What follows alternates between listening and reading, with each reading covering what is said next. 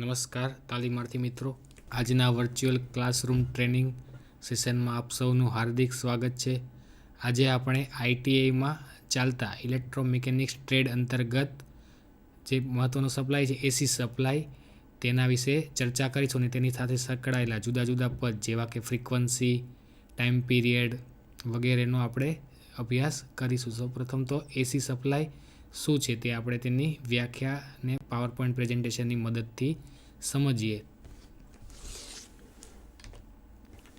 Alternating કરંટને આપણે AC supply તરીકે ઓળખીએ છીએ. તો જે કરંટ છે તેનું કદ અને દિશા બદલાય છે તેને આપણે ઓલ્ટરનેટિંગ કરંટ કહેવામાં આવે છે. તે વારાફરતી જે પોઝિટિવ બાજુથી નેગેટિવ સાઈડ, નેગેટિવથી ફરી પોઝિટિવ સાઈડ તે ફ્લો થાય છે. આ એસી સપ્લાય છે તેની એક સાયકલ હોય છે. તે સાયકલ અમુક સેકન્ડમાં પૂરી થાય છે અને આ જે સાયકલ રિપીટ થવાની જે ફ્રીક્વન્સી છે તે જુદી જુદી હોય છે. તો જે સામાન્ય રીતે ઘરોમાં જે સપ્લાય વપરાય છે ભારતમાં, તેમાં જે ફ્રીક્વન્સી છે તે 50 હર્ટ્ઝ રાખેલી છે. તો અહીંયા તમે એસીનું સિગ્નલ જોઈ રહ્યા છો.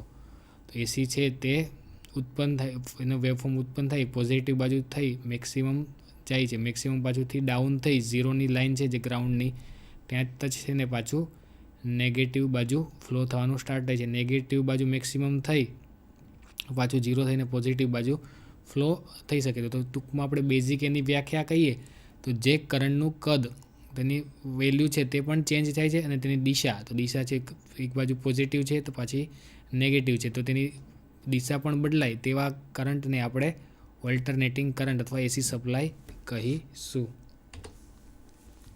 તેની સાથે સંકળાયેલો પદ, તો પહેલું પદ છે તે છે પીક વેલ્યુ. પીક વેલ્યુ એટલે શું? આપેલ એસી સાયકલની કોઈપણ એક બાજુની પોઝિટિવ અથવા નેગેટિવ સાઈડની જે મહત્તમ વેલ્યુ છે જે સપ્લાયની વેવફોર્મની, તેને આપણે પીક વેલ્યુ કહીશું. અહીંયા તમને એક એસી વેવફોર્મ આપેલું છે, તમે પોઝિટિવ બાજુ જુઓ છો તો તેમાં તમને વેલ્યુ અહીં લખેલી છે 5 વોટ. તેની છે તે આ મહત્તમ એટલે કે પીક વેલ્યુ છે. આપણે કોઈ પણ શિખર લઈ લો, તેનું ઉદાહરણ લો માઉન્ટ એવરેસ્ટ છે, તો એની એક અમુક ઊંચાઈ છે, પીક વેલ્યુ છે. તો એક પ્રકારની જે અહીંયા પણ એક પીક વેલ્યુ તમને દર્શાવેલી છે, તેને આપણે પીક વેલ્યુ કહીશું. તેવી જ રીતે પીક ટુ પીક વેલ્યુ, આપેલ એસી સિગ્નલમાં પોઝિટિવ તથા નેગેટિવ બાજુ આપેલ મહત્તમ કિંમત વચ્ચેના કદને તેની પીક ટુ પીક વેલ્યુ કહેવામાં આવે છે. એસી સિગ્નલનો તમે અહીંયા અભ્યાસ કરશો તો પોઝિટિવ સાઈડ પણ એક મહત્તમ કિંમત છે, નેગેટિવ સાઈડ પણ એક મહત્તમ કિંમત છે. અહીંયા આપણે ઉદાહરણ તરીકે 5 વોટ બંને બાજુ દર્શાવેલી છે. તો આ સિગ્નલની પીક ટુ પીક વેલ્યુ આપણે કેવી હોય તો એને આપણે 50 વાળી લાઈન છે તે ગ્રાઉન્ડ છે, કારણ કે એસી સપ્લાય છે પોઝિટિવ બાજુ જઈ ડાયરેક્શન થઈ પાછી 0 થઈ પાછી નેગેટિવ ડાયરેક્શનમાં પણ ફ્લો થાય છે. તો તેની આપણે 505 પીક ટુ પીકની મદદથી આપણે તેને દર્શાવી શકીએ છીએ. તો આ તેની પીક ટુ પીક વેલ્યુ થઈ.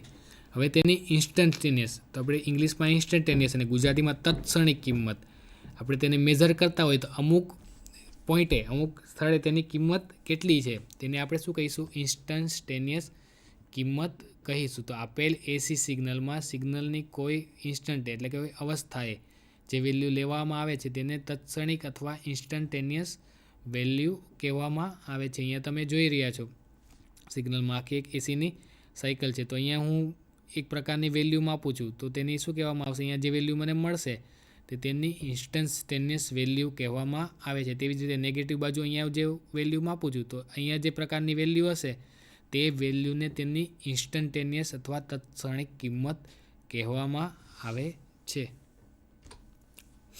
એવરેજ વેલ્યુ, તો કે એવરેજ વેલ્યુ એસી સિગ્નલમાં હાફ સાયકલનો જે ભાગ છે એમાં વોલ્ટેજ અથવા કરંટના ઇન્સ્ટન્સ જે વેલ્યુ લો, તમે 4 પ્રકારની ઇન્સ્ટન્સ વેલ્યુ નક્કી કરો છો તો તેના એવરેજને, ઇન્સ્ટન્ટેનિયસ વેલ્યુ છે તેના એવરેજને એવરેજ વેલ્યુ કહેવામાં આવે છે. તે સામાન્ય રીતે તેની કદ જે પીક વેલ્યુ હોય છે તેની 0.3637 એટલે કે તેના 63.7% પીક વેલ્યુના હોય છે એવરેજ વેલ્યુ.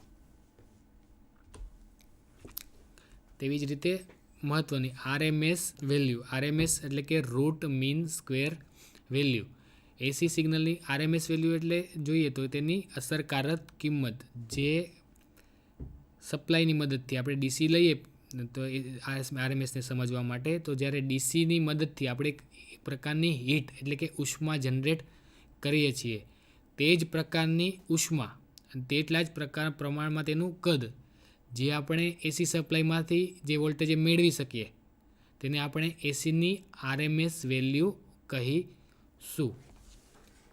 તો હંમેશા જે આરએમએસ વેલ્યુ છે તે છે પીક વેલ્યુના 70.7%, એટલે કે 0.707.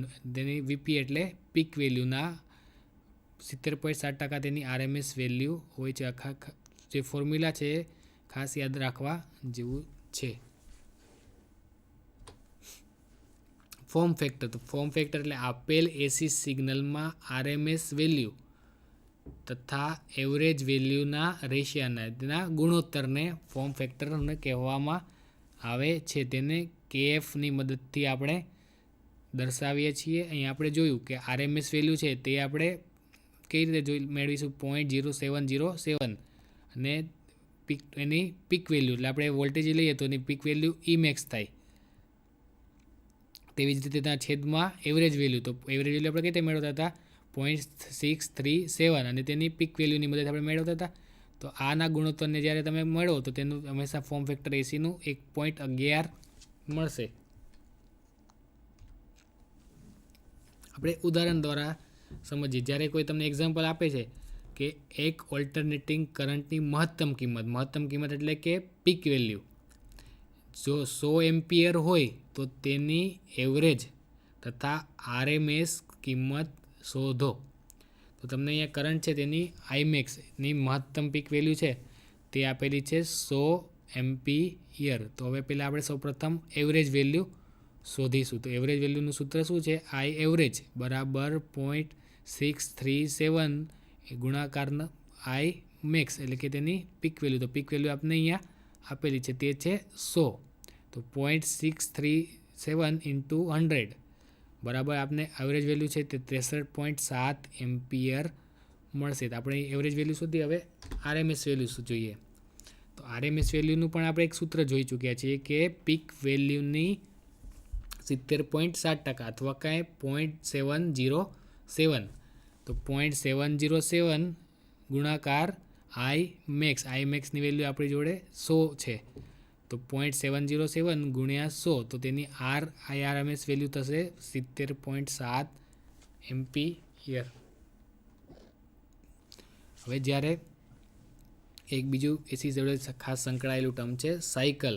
તો સાયકલ જોઈએ આપણે કે જ્યારે ઈએમએફ એસી વોલ્ટેજ છે સાયકલ 0થી થઈને પોઝિટિવ બાજુ મહત્તમ થઈ પાછી ડાઉન બાજુ જઈ નીચે જઈ નેગેટિવ બાજુ મહત્તમ થઈ અને એક અહીંયા 0 સુધી પહોંચે છે, તો આ સમયગાળાને આપણે તેની સાયકલ કહીશું. ઈએમએફની આપણે શું કહીશું, તેને સાયકલ કહીશું.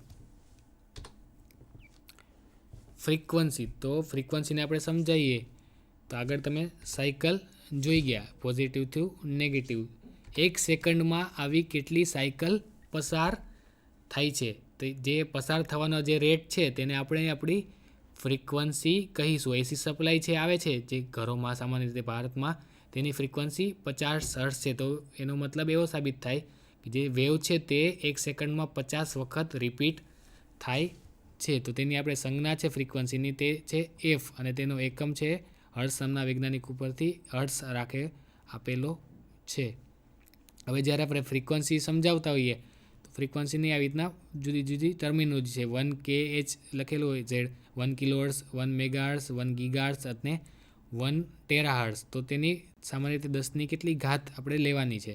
તો 1 કિલોહર્ટ્ઝ હોય તો 1 ગુણ્યા 10ની 3 ઘાત થશે. તેવી જ રીતે 1 મેગાહર્ટ્ઝ હશે તો 1 ગુણ્યા 10ની 6 ઘાત. જ્યારે 1 ગીગાહર્ટ્ઝ છે તેમાં 1 ગુણ્યા 10ની 9 ઘાત આવશે. જ્યારે ટેરાહર્ટ્ઝમાં 1 ગુણ્યા 10ની 12 ઘાત આપણે લઈએ છીએ ફ્રીક્વન્સીને દર્શાવવા માટે.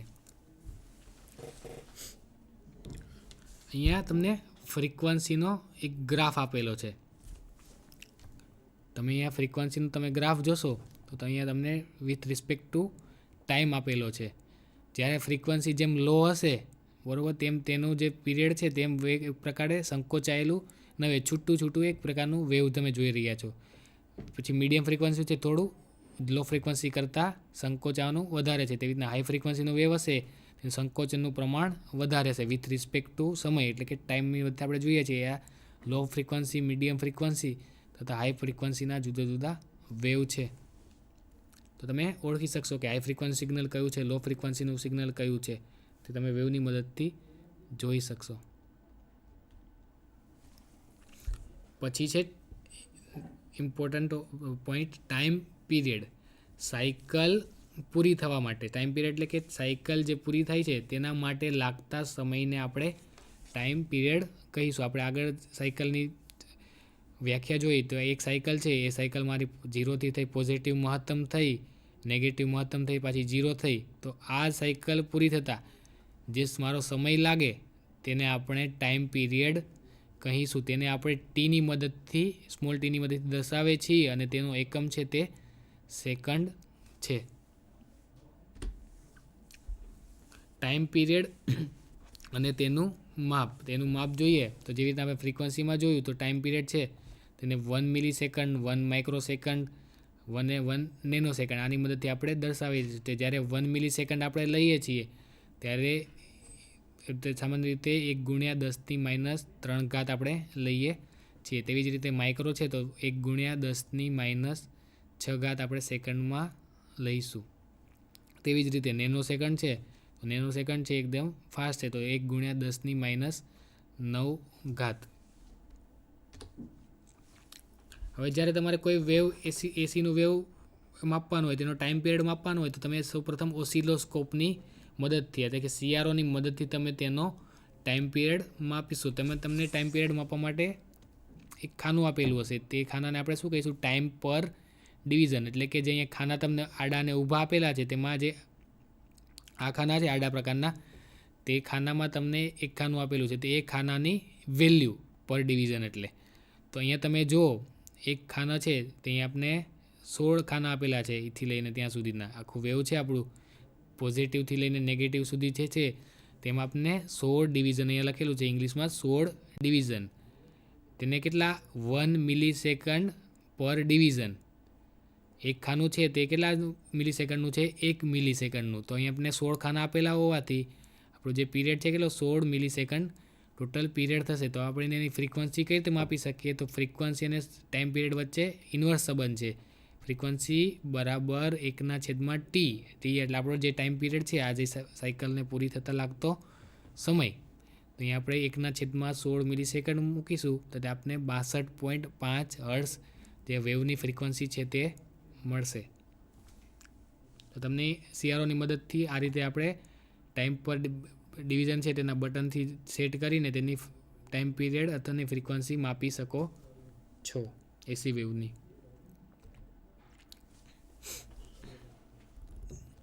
ટાઈમ પીરિયડ અને ફ્રીક્વન્સી વચ્ચે શું સંબંધ છે? તો આમ આગળ આપણે ચર્ચા કરી કે બંને છે એકબીજાના વ્યસ્ત પ્રમાણમાં સંકળાયેલ છે. તો જ્યારે આપણે ટાઈમ પીરિયડ આપેલો હોય તેની મદદથી આપણે ફ્રીક્વન્સી શોધી શકશું અને જ્યારે આપણે ફ્રીક્વન્સી આપેલી હશે ત્યારે આપણે તેનો ટાઈમ પીરિયડ પણ મેળવી શકીએ. તો અહીંયા સૂત્ર જુઓ તમે તો સૂત્ર શું છે? F એટલે કે ફ્રીક્વન્સી બરાબર 1/T. બીજું સૂત્ર છે ટાઈમ પીરિયડ મેળવવાનું T બરાબર 1/F. આ સૂત્રની મદદથી તમે ફ્રીક્વન્સીને ટાઈમ પીરિયડમાં શોધી શકો છો. તો અહીંયા આપણે ઉદાહરણ લઈએ તો ઉદાહરણમાં આપણે જોઈશું જો એક રેડિયો સિગ્નલનો ટાઈમ પીરિયડ 10 માઇક્રો સેકન્ડ હોય તો તેની ફ્રીક્વન્સી શોધો. અહીંયા T બરાબર તમને ટાઈમ પીરિયડ આપી દીધેલો છે અને આપણે તેની ફ્રીક્વન્સી છે તે મેળવવાની છે. તો T બરાબર 10 માઇક્રો સેકન્ડ એટલે કે 10 × 10⁻⁶. આપણે ફ્રીક્વન્સીનું સૂત્ર શું છે? F = 1/T. તો F બરાબર 1/10⁻⁻⁶ એટલે કે 10 માઇક્રો સેકન્ડ. આનું કેલ્ક્યુલેશન કરતાં આપણે શું મળશે? ફ્રીક્વન્સી છે તે F બરાબર 100 કિલો હર્ટ્ઝ મળશે. તો જ્યારે આપણે ટાઈમ પિરિયડ આપેલો હોય તેની મદદથી આપણે ફ્રીક્વન્સીની વેલ્યુ આપણે મેળવી શકીએ છીએ. હવે જ્યારે આપણે ફ્રીક્વન્સી આપેલી હોય તો તમે તેનો ટાઈમ પીરિયડ શોધી શકો છો. એફ બરાબર 10 કિલોહર્ટ્ઝ તમને અહીંયા ફ્રીક્વન્સી એટલે આપેલી છે, તો 1 બરાબર 10 ગુણ્યા 10⁻³ તેની વેલ્યુ ફ્રીક્વન્સીની થશે. હવે આપણે પાસે ટાઈમ પીરિયડનું સૂત્ર મૂકતા ટી બરાબર 1/f, તો 1/10 ગુણ્યા 10⁻³ તે મૂકતા અને તેનું ગાણિતિક પ્રક્રિયા કરતાં આપણે મેથેમેટિકલી સોલ્વ કરતાં ટી બરાબર 100 માઇક્રોસેકન્ડ આપને વેલ્યુ મળશે. તો એકબીજાના બંને પૂરક છે, ફ્રીક્વન્સી અને ટાઈમ પીરિયડ. ટાઈમ પીરિયડ અને ફ્રીક્વન્સીની એકબીજાની મદદથી આપણે શોધી શકીએ છીએ. હવે તમે એસી સપ્લાય સાથે સંકળાયેલા જુદા જુદા પદ જોઈએ. સાયકલ છે, પીક વેલ્યુ છે, પીક ટુ પીક વેલ્યુ છે, આરએમએસ વેલ્યુ છે, તે જોયા તથા થોડાક ઉદાહરણો પણ જોયા. ટાઈમ પીરિયડ ઉપરથી ફ્રીક્વન્સી શોધવાના, ફ્રીક્વન્સી ઉપરથી ટાઈમ પીરિયડ શોધવાના અને આરએમએસ વેલ્યુને એવરેજ વેલ્યુ શોધવાના. તો આપણે થોડે તેના વિશે પ્રશ્ન જોઈ લઈએ. સૌપ્રથમ છે તે એસી સિગ્નલ શું છે, બેઝિક છે તે આપણે એસી સિગ્નલ શું છે. જે સિગ્નલનું કદ અને દિશા વારાફરતી બદલાય તેને આપણે એસી સિગ્નલ કહીશું. તેનું એમ્પ્લિટ્યૂડ અને તેની ડાયરેક્શન બોથ આર ચેન્જિંગ, એટલે કે બંને ચેન્જ થઈ રહ્યા છે, તો તેવા સિગ્નલને આપણે એસી સિગ્નલ કહીશું. પીક વેલ્યુ એટલે શું? આપેલ એસી સિગ્નલની પોઝિટિવ અથવા નેગેટિવ બાજુની કોઈ પણ એક બાજુની જે મહત્તમ કિંમત આપેલી હોય તેને આપણે વેલ્યુ કહીશું. આરએમએસ જે એસી સાથે સંકળાયેલો ખાસ અગત્યનો મુદ્દો. આરએમએસ વેલ્યુ એટલે શું? આરએમએસ એટલે રૂટ મીન સ્ક્વેર વેલ્યુ. એસી સિગ્નલની અસરકારક કિંમત તમને એક વેવફોર્મ આપેલું હોય, આરએમએસ વેલ્યુ શોધવી હોય આપણે, તો આપણે તેની પીક વેલ્યુ છે તેના 70.7% કરીને આપણે આરએમએસ વેલ્યુ શોધી છે. પણ એની વ્યાખ્યા શું છે બેઝિક, કે આપણે ડીસી સપ્લાયની મદદથી જે ઉષ્મા ઉત્પન્ન કરીએ છીએ, જે વોલ્ટેજે ડીસીમાં જે આપણે ઉષ્મા મળી છે તે જ પ્રકારની ઉષ્મા ને તે જ એટલા જ પ્રકારની ઉષ્મા એસી સિગ્નલે કયા વોલ્ટેજ આપને મળશે, તો જે વોલ્ટેજ તે ડીસી સપ્લાયની જે સાપેક્ષ સાબિત થાય છે જે વેલ્યુ, તેને આપણે એસી સિગ્નલની આરએમએસ વેલ્યુ કહીશું. તે આરએમએસ વેલ્યુ છે તે ખૂબ જ અગત્યનો પોઈન્ટ છે અને અગત્યનો આરએમએસ વેલ્યુ છે, મુદ્દો છે એસી સિગ્નલ માટે. ફ્રીક્વન્સી શું છે? તો ફ્રીક્વન્સીની આપણે વ્યાખ્યા જોઈએ. આપેલ સિગ્નલ તેની એક સાયકલ હશે, તો 1 સેકન્ડમાં આવી કેટલી સાયકલ પસાર થાય છે, તો 1 સેકન્ડમાં આવી પસાર થતી સાયકલને નંબર ઓફ રિપીટ, કેટલી સાયકલ મારી રિપીટ થઈ રહી છે. જ્યારે આટલી સાયકલ રિપીટ થઈ રહી છે તો 1 સેકન્ડમાં જે સાયકલ પસાર થાય છે તેને આપણે તેની સિગ્નલની ફ્રીક્વન્સી કહીશું. તો આ લેસનની મદદથી તાલીમાર્થી મિત્રો તમને એસી સિગ્નલને ઓળખશો. એસી સિગ્નલને તમે તેની વેલ્યુ માપી શકશો. સીઆરઓની મદદથી તમે તેના ટાઈમ પીરિયડ છે તે પણ તમે જોઈ શકશો, તથા તેના ફ્રીક્વન્સી છે તેની વેલ્યુ, આરએમએસની વેલ્યુ, એવરેજ વેલ્યુ અને ટાઈમ પીરિયડની જુદી જુદી વેલ્યુ છે તે તમે સૂત્રની મદદથી માપી શકીશું. આશા રાખું છું કે તમને આ લેસનની મદદથી એસી સાથે સંકળાયેલા જુદા જુદા પદોની માહિતી મળી હશે ને આગળ જતાં તમે ઉપયોગી સાબિત થશે. આભાર.